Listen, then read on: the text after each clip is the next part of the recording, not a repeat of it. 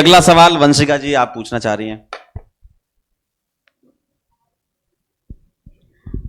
Good evening sir, मेरा ये सवाल था कि जैसे हम मोटिवेटेड तो हैं जेई को करने के लिए, लेकिन बोर्ड्स का रिजल्ट कभी कभी हमें डिमोटिवेट कर देता है।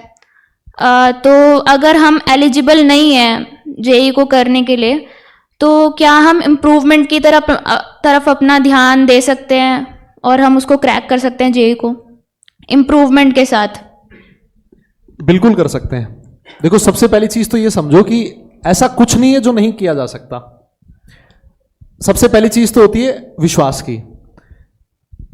12th में इतने परसेंटेज नहीं है कि आप जेई के लिए क्वालिफाई कर पाओ, फिर भी उसके बाद जेई मेंस के लिए, एडवांस के लिए प्रिपरेशन करना, it takes a lot of courage. सबसे पहली चीज तो मैं ये कहूंगा।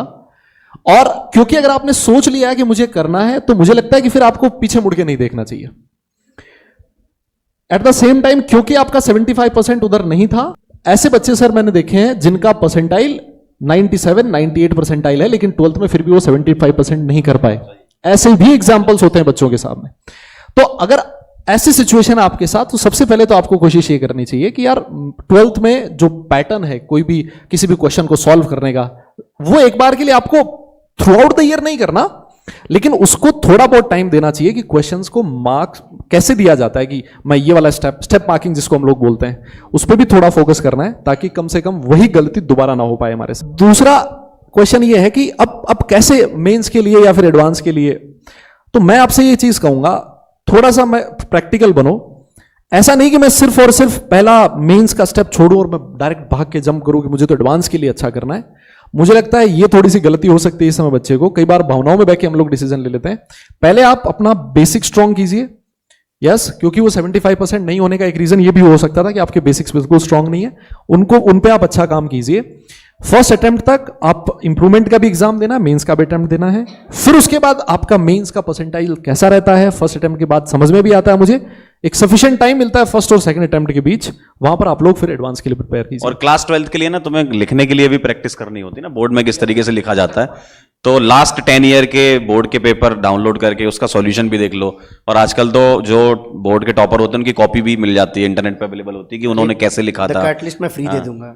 ठीक है बेटा, बाकी जो नहीं, बच्चे काम की बात करनी है, ड्रॉप काम लेते की हैं बात और करनी अगर है। इंप्रूवमेंट के लिए फिल करते हैं ना, उनमें से बहुत लोग कर लेते हैं जी। आप अगर ये क्वेश्चन पूछना चाहते हो कि नहीं, तुम्हें अभी करना कितना चाहिए या नहीं percent है, करना मुझे ये चाहिए, जानना है एक्चुअली। 70%, 70% है। मतलब 5% से रह गया। इसका थोड़ा और डीप जवाब देता हूं। पहले तो इंप्रूवमेंट दो, जैसा आता है वो वेल एंड गुड, नहीं आता है तो बहुत सारे बेहतर तरीके, मैं 2-3 यहीं पे बता देता हूं। सबसे अच्छा है अगर आप एक अच्छे परफॉर्मर निकले, आपने जेईई मेंस फोड़ दिया एक अच्छे लेवल पे, आपकी 1000 रैंक आती है, ट्रिपल आईटी हैदराबाद जन्नत है, बेहतरीन है, जितना बड़ाई कर सको उतनी है। पहली चीज, अगर 75% नहीं है तो डरने की बात नहीं है, पहला चीज। दूसरी चीज यह है कि आपके पास और कॉलेज है, DAIICT बेस्ट कॉलेज, आपको फीस देनी है 10 लाख, प्लेसमेंट लगेगी 50 लाख। ये मैं कह रहा हूं क्योंकि मैं डेटा इसी का जानता हूं और बना रहा हूं। तीसरी चीज आती है, जितने भी जैसे आप जैक दिल्ली काउंसलिंग होती है, DTU है, NSUT है, और गर्ल्स के लिए स्पेशली आपके लिए मैं बताऊंगा एक कॉलेज है IGDTU। जितनी भी लड़कियां सुन रही हैं प्लीज ध्यान से सुनिएगा, ये नाम नोट करना, IGDTU। मैं यही दावे के साथ कह रहा हूं कि IIT जितना प्लेसमेंट खुद IGDTU देता है, IT और CSE में मैं कह रहा हूं बराबर देता है, कमतर कतई नहीं है। हां, क्योंकि आपके 75% नहीं आए थे तो आपको वो चीज नहीं मिल सकती कि हमें एक बहुत ही अच्छा सा कॉलेज लाइफ चाहिए, बहुत कुछ बड़ा चाहिए, कैंपस बड़ा चाहिए, ठीक है, कि सब कुछ अच्छा चाहिए, उतना नहीं है।